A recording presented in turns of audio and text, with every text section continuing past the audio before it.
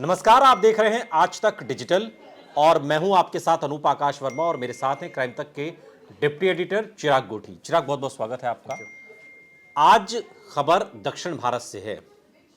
देश में चुनाव चल रहा है, तीसरे चरण के लिए वोटिंग होनी है 7 मई को, लेकिन उससे पहले ही कर्नाटक में जेडीएस के सांसद प्रज्वल रेवन्ना के वीडियो सामने आए। कोई एक वीडियो नहीं है, बहुत सारे वीडियो, हजारों इनकी संख्या बताई जा रही है, तकरीबन 2000 से ऊपर ये वीडियो हैं। और इस सेक्स स्कैंडल को देश का सबसे बड़ा सेक्स स्कैंडल कहा जा रहा है। खबर यह भी है कि प्रज्वल रेवन्ना तो जर्मनी भाग गए, एसआईटी राज्य सरकार ने उसमें गठित कर दी है और जिस हासन संसदीय सीट से वो चुनाव लड़ रहे थे उसमें मतदान 26 अप्रैल को हो चुका है। उनके पक्ष, चूंकि बीजेपी और जेडीएस के जॉइंट वो वहाँ अलायंस है, तो उसके उम्मीदवार थे। प्रधानमंत्री मोदी ने भी एक जनसभा में उनके लिए वोट की अपील की थी। ये सब कुछ है। इन सब के बीच इतना बड़ा सेक्स स्कैंडल जिसके वीडियो हजारों की संख्या में बताए जा रहे हैं, तकरीबन 2200-2300 वीडियोज़ ये बताए जा रहे हैं। अभी कांग्रेस की प्रेस कॉन्फ्रेंस हो रही थी, मैं सुन रहा था, सुप्रिया श्रीनेत कह रही थी कि हर उम्र की महिला के साथ उन्होंने ये दुष्कर्म किया है।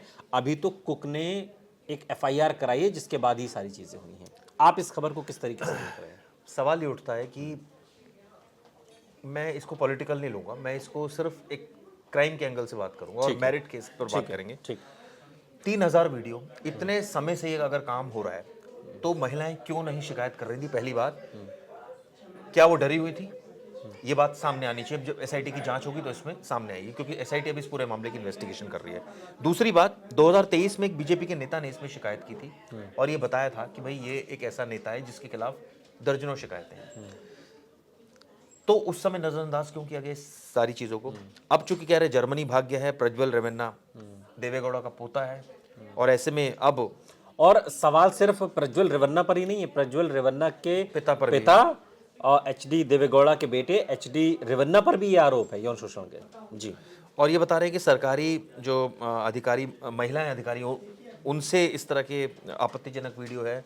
सवाल ये उठता है कि एक आदमी अगर उसकी बातों पर, अगर ये एलिगेशन पर फर्स्ट, अगर हम प्रथम दृष्टया देखें कि भाई अगर ऐसा सच है, तो आप सोचिए कितना संगीन इल्जाम है और कितना ज्यादा उस आदमी का टेरर है कि कोई महिला हिम्मत नहीं कर रही है पुलिस में जाने की, ये बताने की कि उसके साथ ये हो रहा है। आप सोचिए किस तरह का वो आदमी है। मतलब एक तरह से राक्षस ही कहा जाए तो इसमें कुछ नहीं है। लेकिन इसके इतर अगर ऐसा नहीं है, क्योंकि इतनी सारी नंबर ऑफ कंप्लेंट्स, और एक बात ये भी सामने आती है कि भाई कंप्लेंट अगर है तो पुलिस ने क्यों कार्रवाई नहीं की? इसलिए कि वहां दबाव है सरकार, वहां तो कांग्रेस की सरकार है।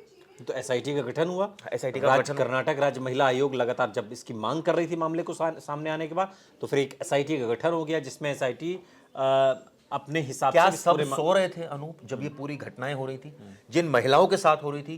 क्या उन्होंने कभी किसी को नहीं बताया? डर क्या है ना? क्या वाकई डर है ना? वही मैं जानना चाह रहा हूं, क्या वाकई डर था इतना ज्यादा? क्योंकि अभी तो मैं एक रिपोर्ट पढ़ रहा था, अपने आज तक .in पर ही लगी हुई है, कि प्रज्वल रेवन्ना जैसे ही घर में दाखिल होता था तो महिलाएं डर जाती थी। उसमें रिपोर्ट में यह भी लिखा गया है कि जब प्रज्वल रेवन्ना की पत्नी घर पर नहीं होती थी तो ये जो महिला कर्मचारी जो इनके घरों में काम करने वाली है, उनको अपने अपने रूम में बुलाता था, फल देने के बहाने उनको इधर उधर उनको अश्लील तरीके से छूता था और उसके बाद उनका यौन शोषण कर, ये चीजें ये रिपोर्ट में सामने आ रही है। ये सारी बातें अब एसआईटी जांच करेगी और इसमें तथ्य खुलेंगे, वो अलग विषय। लेकिन इन सब के बीच जब वो देश में ही नहीं है, फिर कैसे होगा? ये भी एक बात है कि भाई देश में वो भगाया गया है, वो खुद भाग गया, ये नीड टू बी इन्वेस्टिगेटेड, पहली बात। दूसरी बात, क्या वापस आएगा? नहीं आएगा, कोई गारंटी नहीं। उनके पिता पर भी इल्जाम है, एसआईटी क्या कार्रवाई करेगी, देखने वाली बात है। अब सवाल लेकिन एक और भी है कि ये जो सारी वीडियोस हैं, क्या ये सारी विक्टिम्स हैं? इनके साथ कब कब ऐसा हुआ? इन्होंने कंप्लेंट क्यों नहीं की? उस समय अगर ये दबाव में थी तो कोई तो ऐसा एक आदमी होगा, किसी को तो किसी ने बताया होगा।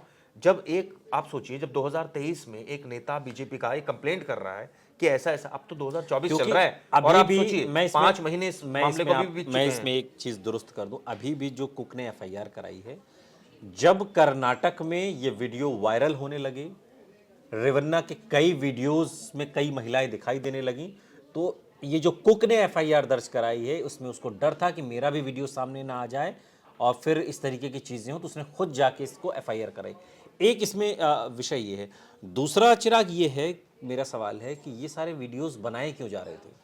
ये बात भी बनाए क्यों जा रहे थे? इसको क्या कल- इसको क्या थ्रेट इस- करने के लिए हाँ। और सेक्सुअल एक्सप्लॉयटेशन करने के लिए मकसद था या कोई और मकसद था? ये इन्वेस्टिगेशन होगा, पहली बात। दूसरी बात, जैसे आपने ये बात आ रही 3000 वीडियोस की, जितनी भी आ रही, खैर वो तो अभी जब जांच होगी, क्योंकि अभी जो ऑन रिकॉर्ड है वो एक एफआईआर है और वो कुक ने कराई है। तो अभी अगर इसको देखा जाए, इसकी लीगैलिटी, इसके पेपर्स देखे जाए तो एक केस है। हम 3000 वीडियो जरूर बोल रहे हैं, पेन ड्राइव जरूर बोल रहे हैं, तमाम चीजें बोल रहे हैं, हो सकता है महिलाएं हो, मैं नहीं कह रहा नहीं है, लेकिन अभी ऑफिशियली जो सबूत जिन जिन के आएंगे और कितनी महिलाएं अब भी सामने आएंगी, ये भी देखने वाली बात है। क्योंकि ऐसे में महिलाएं अगर डरी हुई है तो बहुत मुमकिन है कि वो सामने नहीं आए, और अपनी इज्जत की वजह से भी कई महिलाएं सामने नहीं आती है सामने।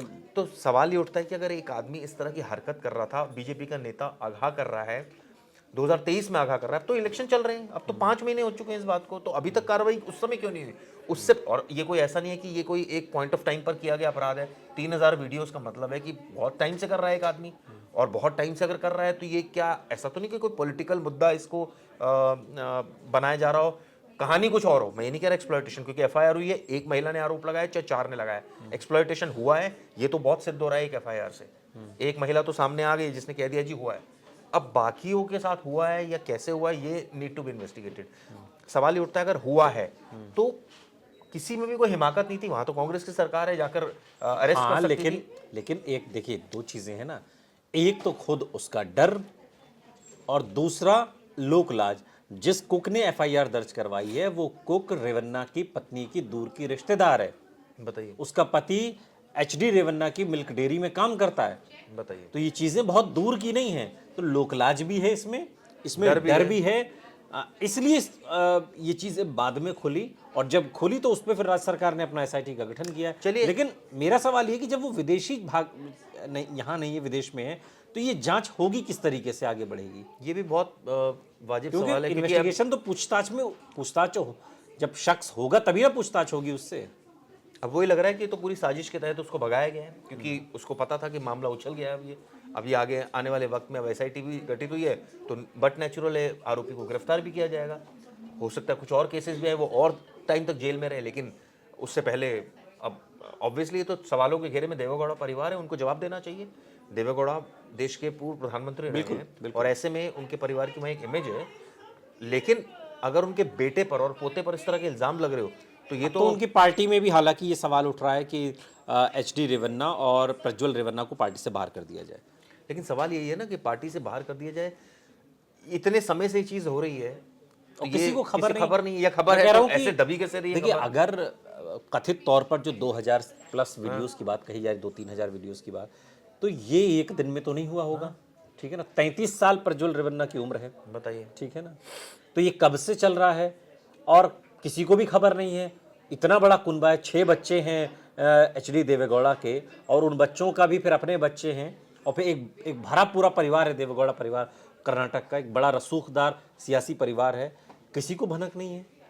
तो ये सब चीज़ें क्या एक आश्चर्य पैदा नहीं करती हैं? बिल्कुल करती हैं, और मैं तो बल्कि ये भी कहूंगा कि अब या फिर भनक थी कि ये कि बिगड़ैल है, बिगड़ैल शहजादा है। बिगड़ैल शहजादा है तो उसको इलाज है, उसका कानून में उसका इलाज है। अगर बिगड़ैल शहजादा है तो अब क्या हुआ बताइए? इससे देखिए, इससे एक पॉलिटिकल परिवार की इमेज डाउन होती है। आप ये सोचिए, आपने जो कृत्य किया है, एक एफआईआर आपके खिलाफ दर्ज हो गई है, उसमें महिला संगीन इल्जाम लगा रही है, आप भागे हुए हैं, आपका परिवार जो है वो कटघरे में है इस समय, और वहां इसे तो कोई डिफाइन नहीं कर सकता ना, ऐसे तो कोई भी। नेचुरली अब देखना है कि सबसे बड़ी बात है कि वो कैसे उसको लाते हैं यहाँ, अब इस मामले में क्या आगे कार्रवाई होती है, क्योंकि अब तो आरोपी अगर भाग गया बाहर तो ठीक है, किस तरह की एसआईटी जांच होगी तो देखने वाली बात बिल्कुल। लेकिन बीच चुनाव में कर्नाटक की राजनीति में और देश में भी ये एक भूचाल की तरह है। राज्य कांग्रेस, खासकर कर्नाटक राज्य महिला आयोग, इसे देश का सबसे बड़ा सेक्स स्कैंडल बता रही है। 2000 से ज्यादा वीडियोस हैं, और कांग्रेस की स्पोक्सपर्सन राष्ट्रीय प्रवक्ता सुप्रिया श्नेत कह रही हैं कि हर उम्र की महिला के साथ ये यौन जो उत्पीड़न है वो किया गया है, जिसके वीडियोस सामने आए हैं। इसमें 63 साल तक की महिलाओं का जिक्र सुप्रिया श्नेत कर रही हैं। निश्चित तौर पर जांच होनी चाहिए, एसआईटी का गठन हो गया है, लेकिन जब जांच होगी तभी तस्वीर साफ होगी। लेकिन इन सब के बीच प्रज्वल रेवन्ना का जर्मनी चले जाना इस मामले के खुलते ही बहुत कुछ इशारा कर रहा है। बहुत बहुत शुक्रिया चिराग इस तमाम जानकारी के लिए आपका। यहाँ रुक रहे हैं लेकिन आप कहीं जाइएगा नहीं, बने रहिए हमारे साथ, देखते रहिए आज तक डिजिटल।